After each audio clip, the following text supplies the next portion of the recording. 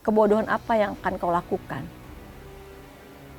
Kalau kau lihat dia sama perempuan, apa untungnya kau? Jadi saya bukan memergoki, tapi saya disuruh. Itulah kebodohan saya. Saya ini seperti pembantu yang disuruh dan saya mau. Ketika mereka bercinta, sekarang mereka ribut. Ketika nanti mereka baikan, kamu yang jadi bumerang.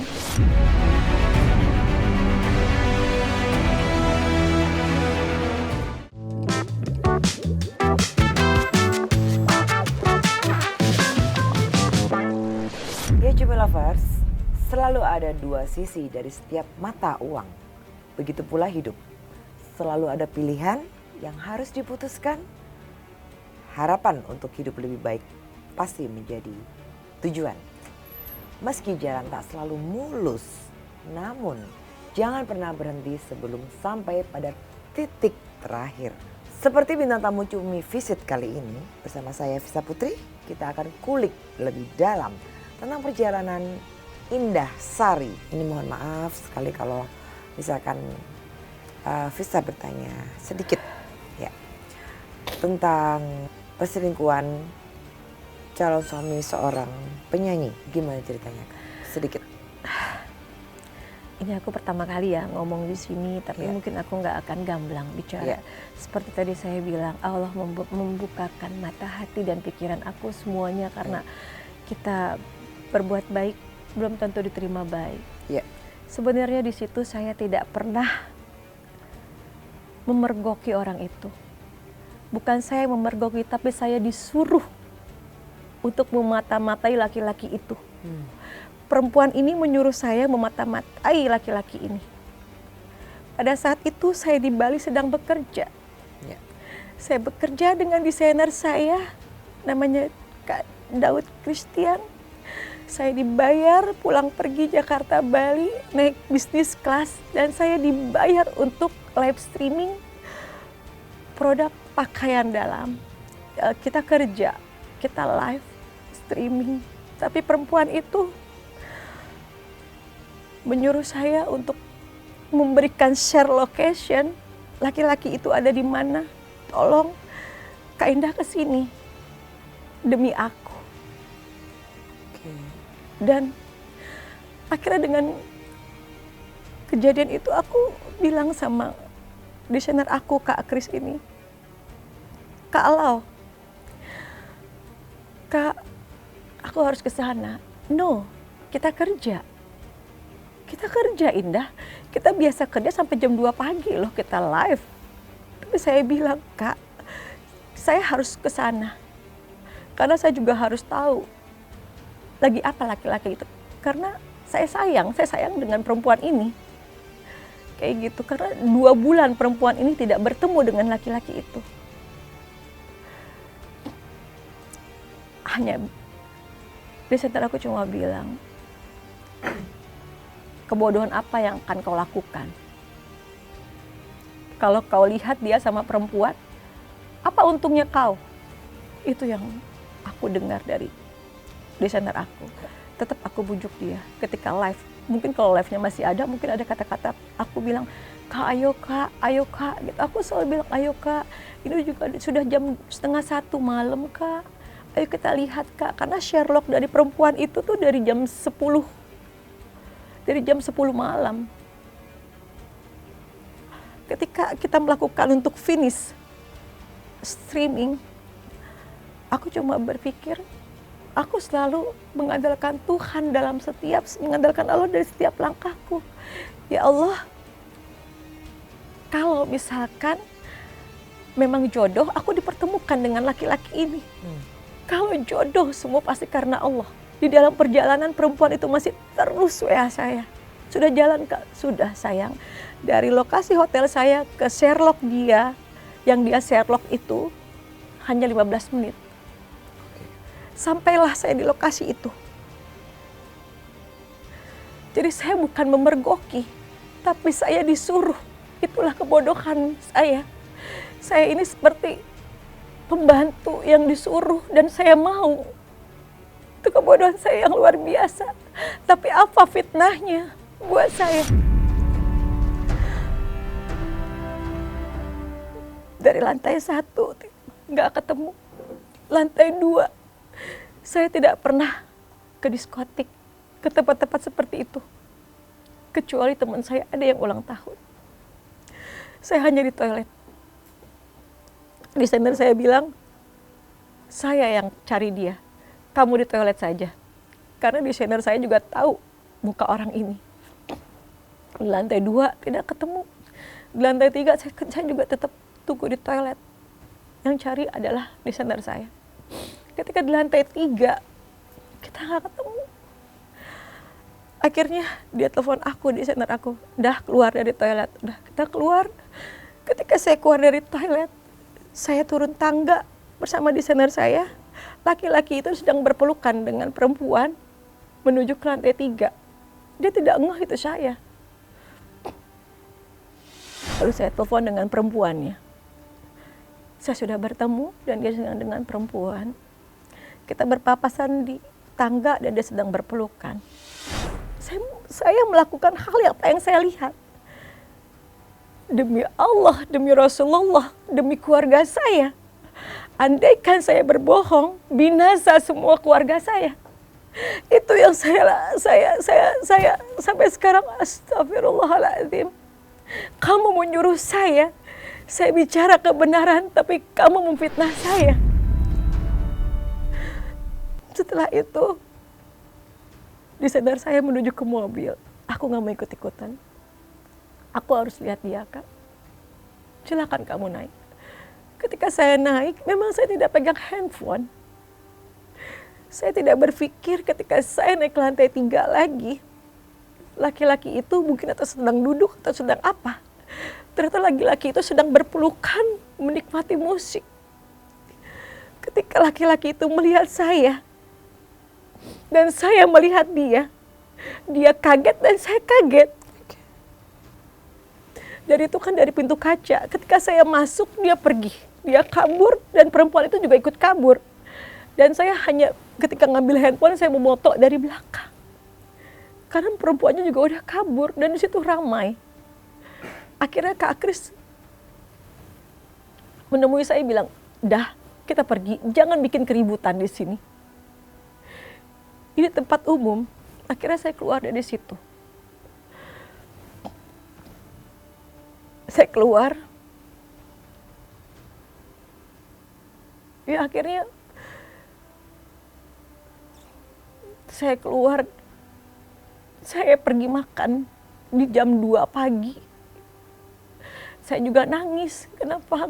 Aku cuma bilang tega. Dan perempuan itu pun lagi nangis. Kita teleponan terus, video call terus. Tega. Perempuan itu entah di jam keberapa. Dan semua masih ada di chat saya. Perempuan itu bilang, "Kak, tolong bikin status." Bukan saya yang bikin status, tapi suruhan perempuan itu untuk bikin status. Dan saya pun sudah bikin status, Kak. Ini pasti akan saya ramekan. Ributlah dengan Kak Kris, dengan desainer saya. Untuk apa lagi? Indah harus bikin status, sedangkan itu bukan masalah Indah. Kalau Indah selalu bikin status, itu kan masalah Indah, pribadinya Indah. Tapi tidak mungkin Indah bikin status tentang masalah orang lain. Desainer saya sudah melarang saya. Apa perempuan itu bilang? "Kak, saya bukan nyuruh Kak Kris untuk bikin status, tapi Kak Indah yang bikin status." Maksudnya dia menyuruh saya yang bikin status. Jadi dia marah sama desainer saya, bukan Kak Kris yang bikin status, tapi Kak Indah. Berarti di sini kan saya disuruh. Itulah kebodohan saya, kenapa saya mau disuruh. Sampai ketika malam itu pun beberapa orang telepon saya. Sampai akhirnya pagi ada beberapa info teman-teman saya. Saya pun bertanya sama perempuan ini. Mungkin saya jawab no comment aja ya. Apa dia bilang? "Kakak harus jawab apa yang kakak lihat. Biar dia malu." Seperti itu. Saya bicara apa yang saya lihat. Dan saya bodohnya seperti pembantu suruh bikin status. Dan pagi-pagi saya belum tidur. Karena kita terus video callan, dia pun gak tidur, saya tidak tidur. Akhirnya pesawat saya siang, saya tidak tidur. Jam 7 pagi dia suruh saya, dia Sherlock lagi bahwa laki-laki itu ada di hotel mana. Perempuan itu Sherlock kepada saya. Perempuan ini Sherlock kepada saya. Akhirnya saya menuju ke hotel, tempat Sherlock itu. Kak Kris terbangun, karena di mana, dah? Aku lagi cari hotel, Kak. Tempat laki-laki itu menginap. Marahlah Kak Kris kepada saya, karena Kak saya sudah seperti kakak saya sendiri, desainerku ini. Indah, kebodohan apa yang kamu lakukan? Itu bukan tugas kamu. Semalam kita sudah melihat dia tidak baik saja. Itu sebenarnya bukan tugas kita. Sekarang kamu melakukan kebodohan apa ketika saya tidur kamu pergi? Hanya karena orang itu. Biar bagaimanapun dia orang lain, Indah. Sekarang dia ada di pihak kamu. Ketika nanti mereka balik lagi, kamu yang akan dimusuhin. Aku bilang sama perempuan itu, saya mungkin akan jawab teman-teman orang dengan no comment. Dia bilang, jangan dong Kak. Kakak jawab seperti yang kakak lihat. Tenang Kak, aku di pihak kakak dan aku nggak akan tinggalin kakak. Dan itu semua chattingan ada di handphone saya. Tapi apa yang terjadi ketika dia balik lagi, benar kata Kak Kris. Yang sebagai kakak saya anggap sebagai sahabat saya, sebagai desainer saya. Ketika mereka bercinta, sekarang mereka ribut. Ketika nanti mereka baikan, kamu yang jadi bumerang. Saya tidak pikir sejauh itu. Ternyata memang benar semua kata-kata desainer saya. Semuanya jadi bumerang. Semua jadi bumerang. Ada lagi yang terlalu nyakitin buat saya. Mungkin saya nggak buka di sini. Ada yang terlalu nyakitin. Itu di tanggal 15 malam. Tanggal 15 tengah malam. Itu hal yang paling menyakitkan buat saya. Apa itu? Itu yang saya menangis, terus-terusan saya menangis. Dan saya bilang sama Allah, ya Allah, apa salah saya? Fitnahankah atau apa? Lebih dari itu semuanya. Dan itu sakit banget. Saya diam. Sampai saat ini pun saya masih diam dan saya baru bicara di sini. Tapi saya tidak pernah gamblang untuk menyebutkan nama seseorang. Tapi di dalam live-nya, dia selalu menyebutkan nama saya, Indah Sari, Indah Sari, Indah Sari. Sampai semua teman-teman saya kasih buktinya. Sampai semua fans-fans dia pun kasih buktinya ke saya. Fansnya dia sampai bilang, saya fansnya, tapi saya tidak suka caranya. Dia yang selalu memanggil saya dengan sebutan kakak, tapi dia mengambil Indah Sari seperti saya musuhnya. Padahal saya di sini menolong dia. Betapa banyak teman-teman saya, teman-teman pengacara saya, semua yang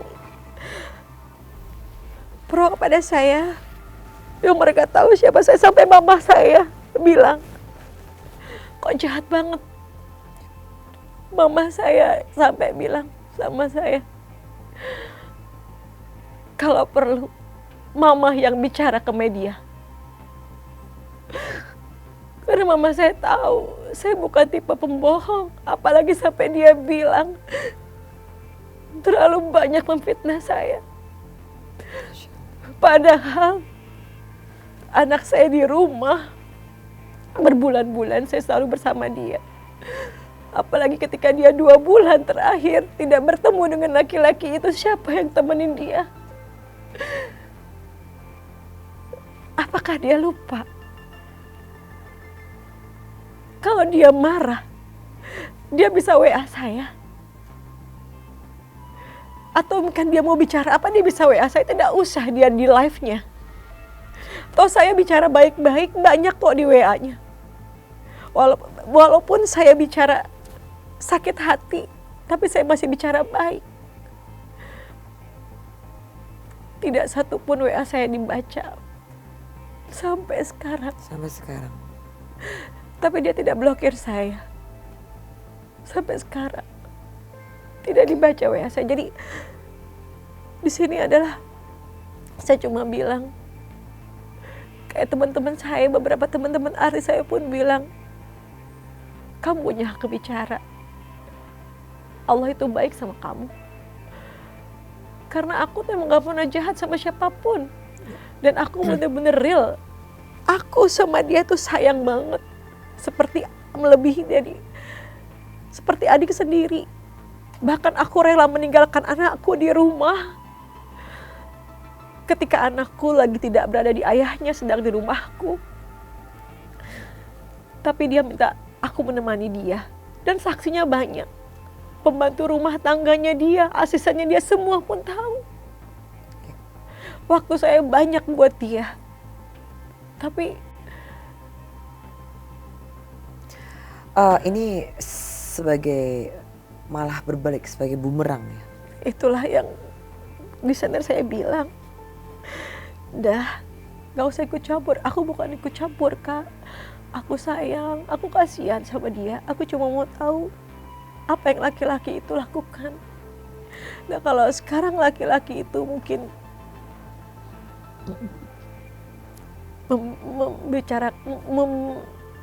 pembenaran, maksudnya mencari pembenaran untuk dirinya dia, mencari pembelaan, itu haknya. Tapi jangan sampai memfitnah aku. Ya.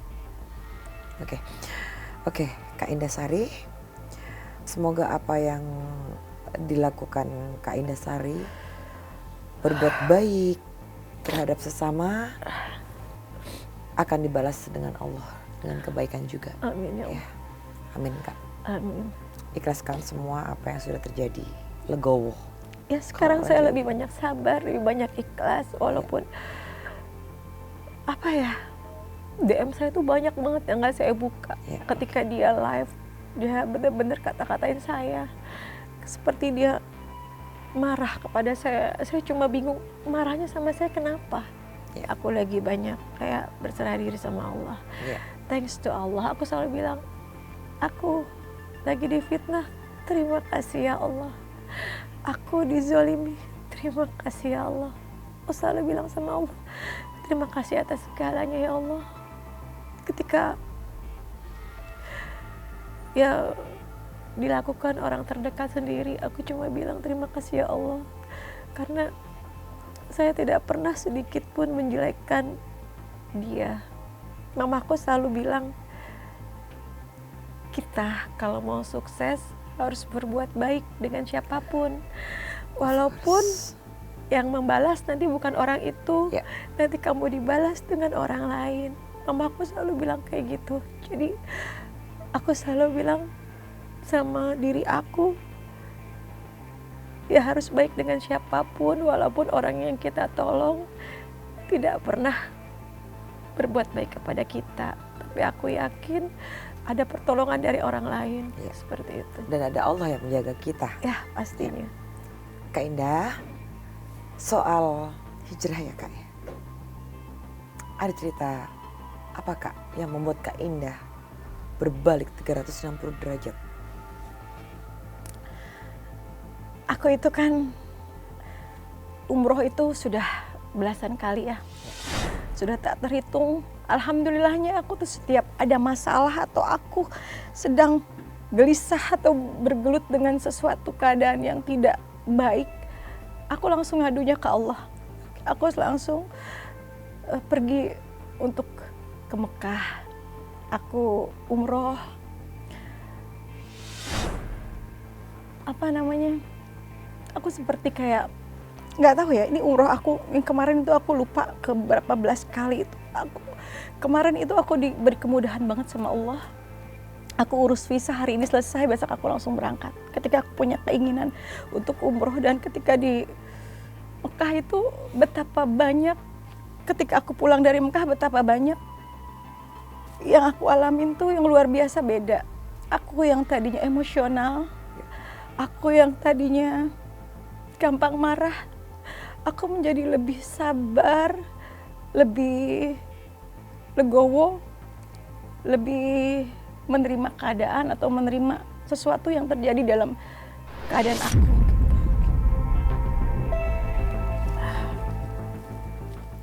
Kak Indah, apakah dengan berhijrah ini adakah pengalaman-pengalaman yang sangat mendalam di hati kakak? Aku merasa di tahun-tahun, berapa tahun terakhir di belakang, aku banyak melakukan kesalahan dalam arti kata aku salah memilih teman. Oke, ya. Aku pernah salah memilih pasangan. Aku salah memilih keputusan. Terlalu banyak kesalahan yang terjadi dalam hidup aku di beberapa tahun terakhir ini.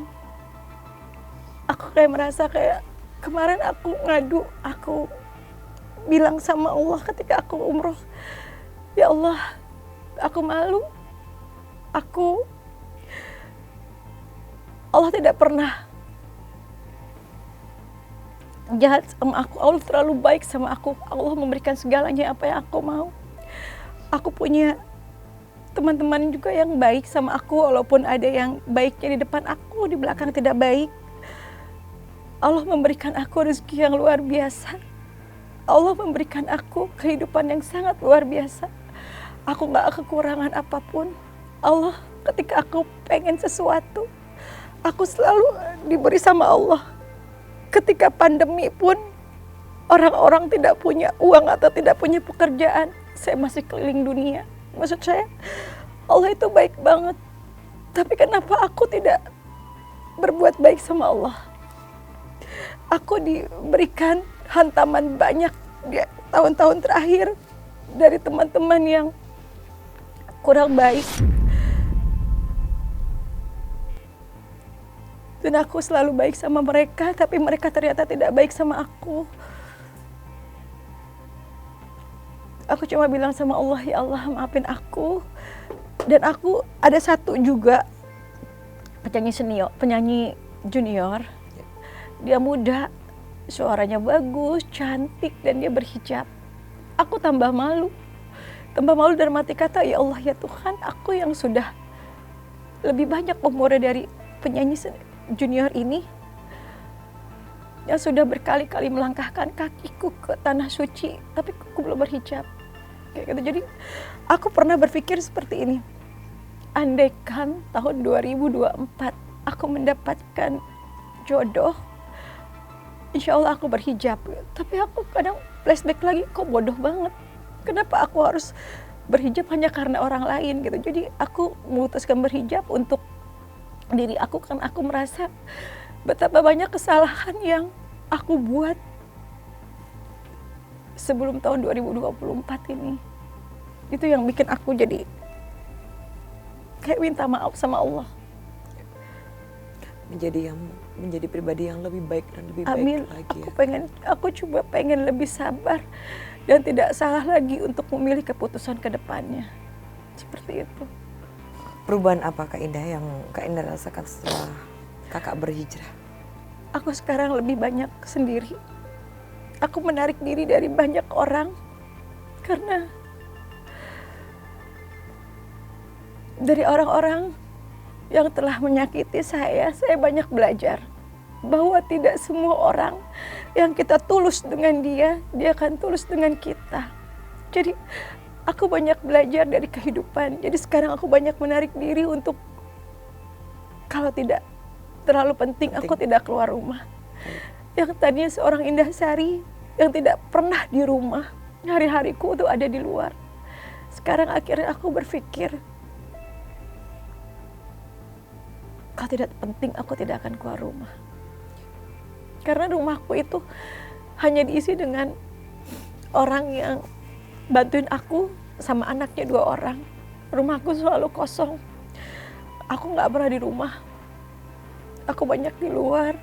Dan sekarang akhirnya aku berpikir, kita baik sama orang. Saya terlalu banyak waktu untuk orang lain. Tapi terlalu banyak rasa sakit yang saya rasakan pun dari orang lain. Kak Indah Sari, sedikit kelas balik tentang siapa penyanyi junior tadi ya. yang akhirnya menjadi motivasi kakak Ya untuk itu yang bikin aku malu Iya. banget. apa sih kak yang hikmah diambil dari penyanyi yang di bawah Hikmahnya Kak cuma ini? kayak gini, karena azal buat aku bukan masalah umur, kayak gitu. Jadi ketika kita mau melakukan sesuatu kebaikan, itu juga bukan karena umur. Kenapa yang muda saja bisa mengerti arti sebuah Besaran Allah. kebesaran Allah? Kenapa saya yang sudah lebih tua dari dia,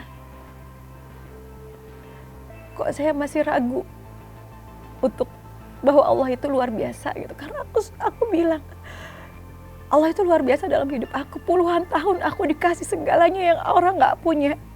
Puluhan tahun aku hidup dalam berkecukupan. Puluhan tahun Allah memberikan aku orang-orang yang menurut aku baik. Walaupun ternyata mereka tidak baik akhirnya. Aku cuma berpikir mungkin kesalahan pada diri aku. Akhirnya aku berpikir untuk sekarang lebih banyak sendiri. Saya kalau berteman dengan siapapun, saya tidak pernah punya rasa iri, dengki atau apapun, karena buat saya teman saya sukses, teman saya cantik atau teman saya kaya, saya senang. Tidak ada rasa iri sedikit pun, bahkan saya selalu support gitu. Tapi ternyata kan tidak semua kita punya hati baik sama orang, orang itu punya hati baik juga buat kita. Benar. Selama ini saya pukul rata bahwa semua orang adalah sama. Tapi akhirnya terlalu banyak pengkhianatan buat saya. Jadi dari situ saya banyak memohon ampun sama Allah. Mungkin sayanya yang salah gitu. Saya salah banyak mengambil keputusan. Sebelum saya umroh, ada beberapa uang saya di luar. Yang uang saya tidak sedikit, banyak sekali ada di luar.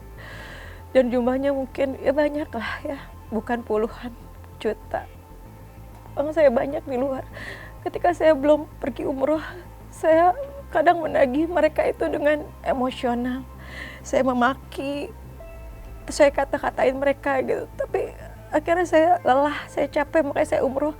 Ketika saya pulang umroh, ketika saya tagih uang saya, ketika dia bilang belum ada, saya hanya bilang oke, dan saya nangis. Saya cuma bilang sama Allah, ya Allah, orang itu lagi nggak ada duit, kenapa saya harus nagih dia gitu? Aku yang salah ya Allah gitu. Jadi aku cuma bilang, itu yang bikin aku sekarang lebih banyak bersyukurnya. Aku selalu bilang, aku masih bisa makan enak, terima kasih ya Allah. Ya. Aku masih bisa jalan kemanapun, terima kasih ya Allah. Itulah semua dikasih Allah sehat, Kak. Kalau Yang kita sehat nggak itu yang luar biasa sama Allah. Jadi ketika saya pulang umroh pun ada pengkhianatan dari seorang teman saya cuma bilang sama Allah, ini teguran luar biasa buat saya. Mungkin kalau saya tidak ditegur dengan cara yang hebat, dengan cara Allah yang luar biasa, mungkin saya masih salah, masih akan terus salah memilih teman gitu. Akhirnya teguran-teguran dari Allah yang bikin saya merubah semuanya, dan saya lebih banyak menutup diri saya untuk siapapun gitu. Saya lebih banyak sendiri, saya lebih banyak tafakur, saya lebih banyak sekarang lebih banyak sama anak yatim. Kadang aku ada di Bogor, salah satu anak yatim di sana, rumah doa anak yatim. Kadang aku setiap malam Jumat ada di sana. Saya tahajud sama mereka sampai pagi. Sampai kadang saya habis sholat duha saya baru pulang. Jadi kayaknya nyaman. Jadi saya berpikir, yang tadinya saya berpikir tentang banyaknya dunia, atau saya setiap hari, setiap bangun tidur saya selalu berpikir, saya akan booking traveloka, saya pergi kemana. Karena setiap hari saya harus keliling dunia. Ya. Saya pergi kemanapun saya pergi gitu. Tapi ketika sekarang saya berpikir, saya nagih uang saya ke orang susahnya luar biasa. Saya cuma berpikir, oh kalau orang gak punya duit, begitu rasanya ya gitu. Akhirnya saya sekarang lebih banyak sama anak-anak yatim yang saya cuma bawa susu datang ke rumah mereka. Saya bawa makanan yang mungkin gak seberapa mahal, Tapi saya ngeliat mereka tersenyum, saya senang, saya bahagia. Tadinya saya yang maaf, kemanapun saya pergi, saya traktir teman-teman saya makanan mahal atau apapun menurut saya. Bukan mereka nggak bersyukur, beda dengan saya memberikan hanya susu atau makanan kecil untuk anak yatim, itu luar biasa, beda banget. Jadi sekarang teguran Allah luar biasa buat saya lebih banyak lihat ke bawah, saya lebih banyak melakukan ibadah dan dengan orang-orang yang menurut saya lebih tulus. Amin. Oke, Kak Indah, sekali lagi terima kasih sudah mampir di Cumi Visit ya. Sama-sama, Vista. Cumi Lovers, Tuhan selalu memiliki cara untuk menuntun umatnya ke jalan yang lebih baik. Walau kadang dengan cara yang tak pernah dipikirkan umatnya. Bersyukurlah dari setiap cara yang pernah kita terima. Karena itu tanda Tuhan masih ada di dalam hati kita. Saksikan terus Cumi Visit di cumi-cumi.com pada pukul 18.00. Dan jangan lupa like and comment dan subscribe.